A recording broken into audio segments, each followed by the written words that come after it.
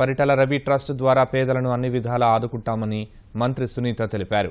గత ఏడాది సామూహిక వివాహాలు నిర్వహించిన 243 పేద జంటలకు ప్రభుత్వం ఇచ్చిన 10,000 రూపాయలను అనంతపురంలోని తన నివాసంలో మంత్రి పంపిణీ చేశారు.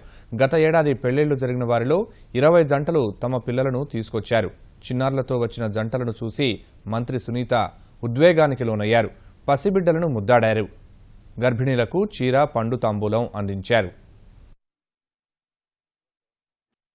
ఈరోజు అన్ని జంటలు కూడా ఈరోజు వచ్చి పిల్లలంటే ఈ విధంగా ఆడపిల్లల్ని మగపిల్లల్ని ఎత్తుకొని అమ్మ మీరు పెళ్ళిళ్ళు చేసినప్పుడు మాకు పిల్లలు బాబు పుట్టాడు పాప పుట్టిందని ఆనందంగా జంటలు భార్యాభర్తలు నా ఇంటికి వచ్చి చేస్తుంటే పిల్లలు ఏడుస్తుంటే కూడా చాలా సంతోషంగా అనంతపురంలో అరవింద్ నగర్ ఇల్లు కలకలలాడుతోంది. ఏ గ్రామానికి వెళ్ళినా అమ్మమ్మ అంటారు, నాయనమ్మ అనే వాళ్ళు కూడా చాలామంది పిల్లలు ప్రతి గ్రామంలో ఈరోజు ఒక అదృష్టంగా నేను భావిస్తున్నాను. అందరికీ ఒకరు ఇద్దరు మనవడు మనవరాలు ఉంటే నాకు వేలాది మంది ఈరోజు మనవలు మనవరాలు ఉండారని చాలా గొప్పగా కూడా నేను ఫీల్ అవుతున్నాను.